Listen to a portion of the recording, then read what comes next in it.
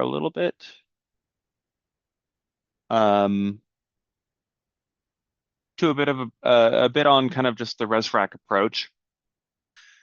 Some general thoughts in ResFrac simulations.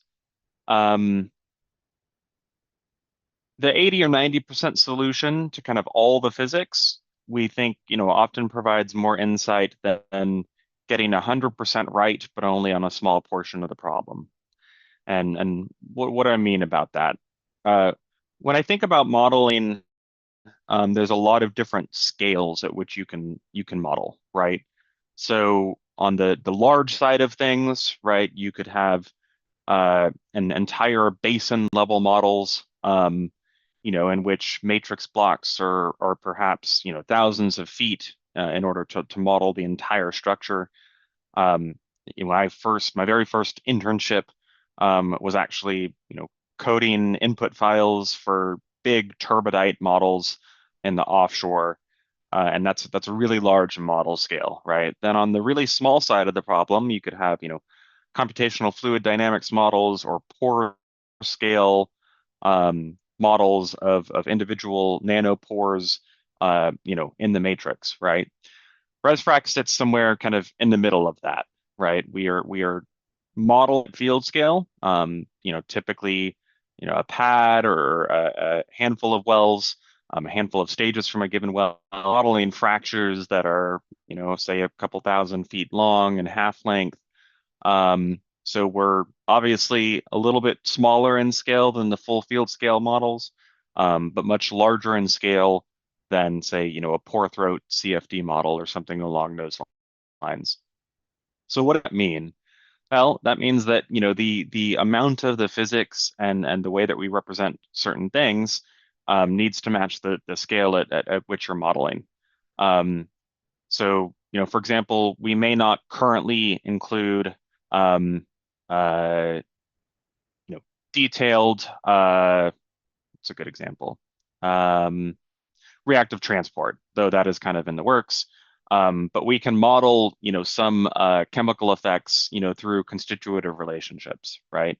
Or, we aren't necessarily representing kind of all of the mesoscale complexity, the effect that, fractures and complexity that are only a couple inches wide may represent, but we have, constitutive parameters in order to capture the effects that those can have. So it's always important to keep in mind that models are limited in scope, right? And we are representing some aspects, that are not, that are beyond the resolution of a given model with other constitutive relationships. But if you do that correctly and you get, that any given relationship can model, 80% of the first order effects, but of 100% of the questions or the physics domains that need to be captured, well, then that can help give you the correct answer um, faster, right? So, modeling interactions between wells is probably more important than modeling the entire lateral for most problems. We know that, and I'll touch on this a little bit more, but we believe that most fractures are propagating in swarms, but it's intractable to represent each individual, complexity that's on the scale of a foot or an inch, at field scale, right? And then, another key question is what processes can be ignored on a given problem, right? You could run full compositional models for every problem, include thermoelastic changes, but for a standard, unconventional application, that's unnecessary, right? So you could just run a black oil model and have it be isothermal, for computational and efficiency, right? So one of the good things is that you can always choose to turn off some of the physics that you don't need, so as not to kind of overprint the solution and make your runtimes longer. So some general advice with ResTrack problems, we always want you to really be detailed on what is the question that you're trying to answer with a given simulation or a given project or workflow. As you'll probably see, there's a lot of physics and inputs. So being clear about your objectives and what's within scope for a given model is important to getting the best uh, answers out of it. And obviously, at the end of the day, physics is your friend. You can always go back to the key physics equations for for any given process in order to focus on that. Just a quick little highlight of something that's coming up soon. I'd say uh, likely by the end of the summer, we'll have a new release with our full lateral capability. So as opposed to running a sector model, which is our current, best practice, where you're only modeling a handful of stages, we are coming out with the ability to basically scale up the size of the models and subdivide them to have, basically distributed memory parallelization that can, run full wells rather than just a handful of stages still in a tractable time frame. So may preview that later this course if there's an interest, but I think that would be a helpful thing to keep in mind and should help, even expand out the number of use cases that you can do with ResFrac. All right, so I'm going to take a quick breath there, grab a drink of water. Are there any questions here? Chris, when are you planning to roll out that new version of ResFrac? Yeah, it's in testing at the moment. Obviously, this is a big change, but I believe that the first release of this, should be in the next couple months. So probably before Q3 or mid Q3. I'd expect us to have it out. Now it will be a kind of longer term process to bring it fully up to speed. So we are starting off this first release with kind of an uncoupled version, meaning that different sectors, don't talk to each other geomechanically or kind of through the subsurface, but they can be linked up together, um, visually. And then probably over the next year or so, we'll continue to basically step up the ladder of coupling. First coupling through the well, then coupling, reservoir flow and fluid and temperature, and then ultimately coupling the geomechanics side as well. So all that said, short answer is the first version should be out here in the next few months, and we'll continue to improve it over the next year or two. Thanks.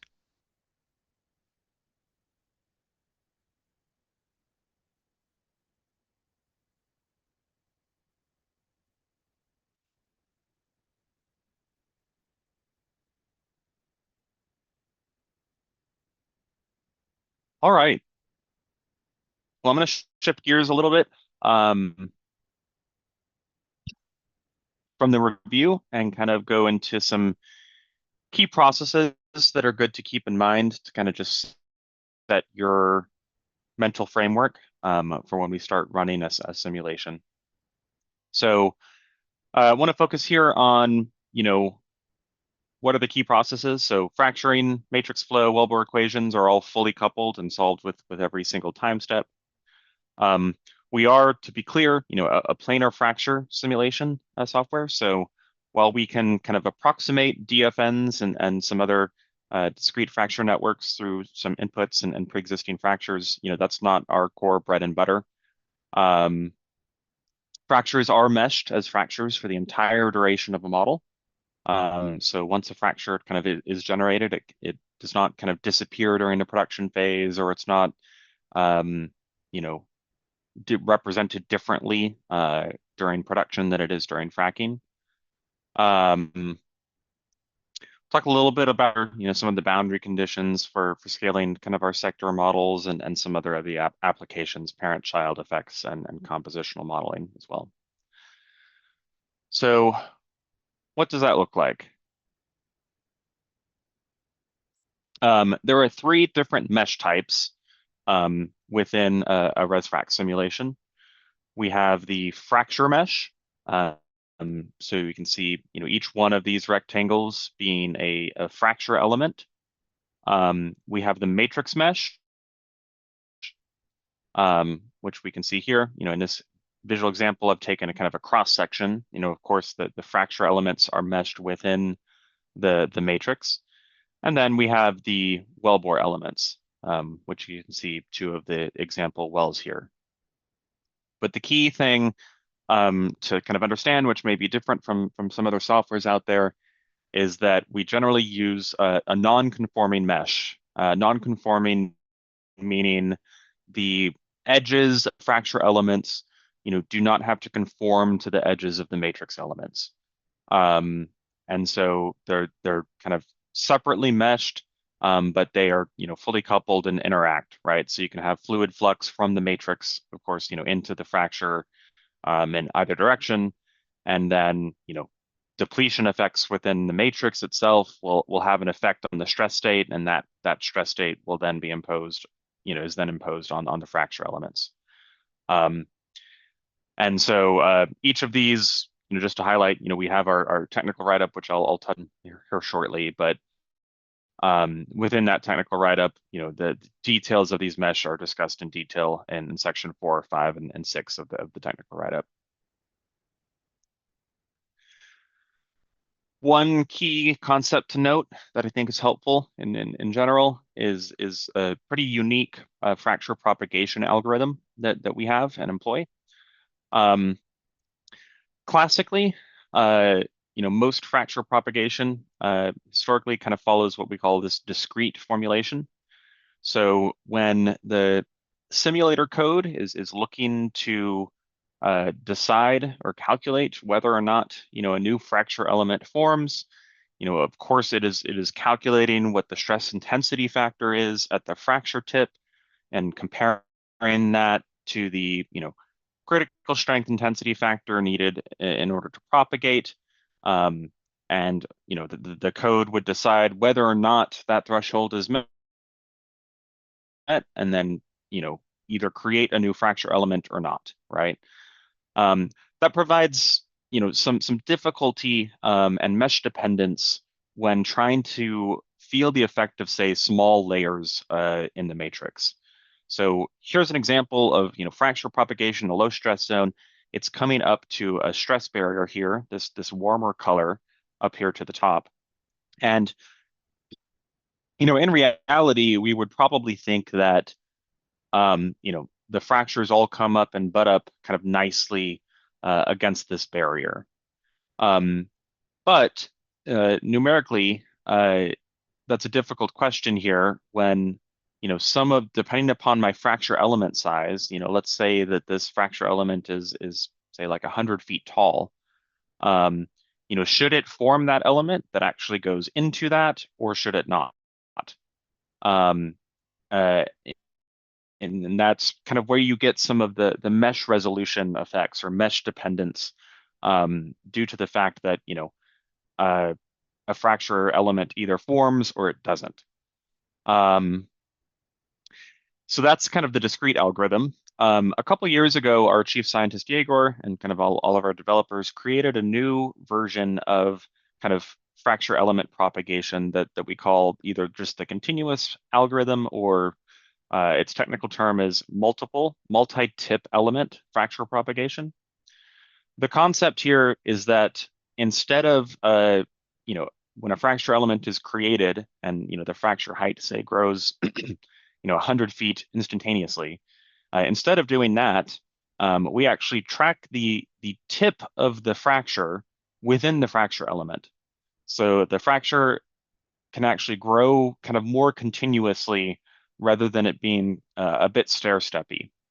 And the benefit of this is that this allows uh, um, uh, these fracture elements to really feel the effect of small layers and to grow to a more accurate, right size without kind of averaging over some of the really thin layers within the model.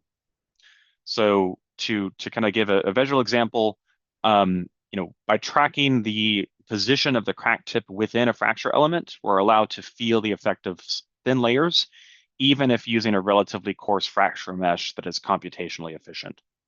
So if I'm comparing, this discrete fracture propagation algorithm versus the continuous or the multiple, we see that even at a relatively coarse fracture size, we are much closer to the mesh, uh, to the fine mesh refined, convergent version, um, with much coarser fracture meshes. So you might see, when we talk about fracture meshing later today, you'll hear me say that kind of a default fracture element size that we use is somewhere on the order of 50 to 150 feet. Um, that might sound larger than some other softwares out there, but it's really due to this continuous fracture propagation that allows us to do that to help keep simulations more computationally efficient.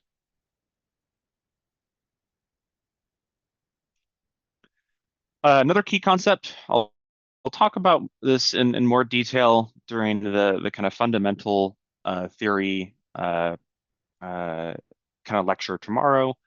Um, but just to highlight, we generally tend to believe that uh, most of the time, fractures are planar at field scale and complex at small scale.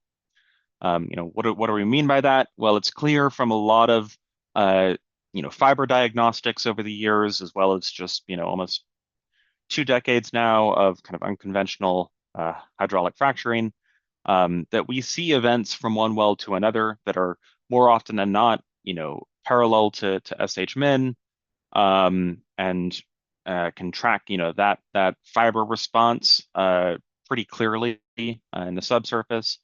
Um, core through studies such as those done in Eagleford from the Ratterman papers show, planar features, but it does not mean that that's a single kind of fracture, um, you know, that's just one mode one tensile strength fracture, but rather that it's a packet of these kind of fracture swarms.